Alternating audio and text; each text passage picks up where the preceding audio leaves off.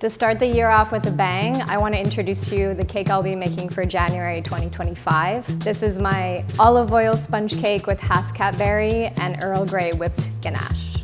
It's light, it's fruity, and it's really refreshing, and there's no chocolate, so it'd be great for right after the holidays.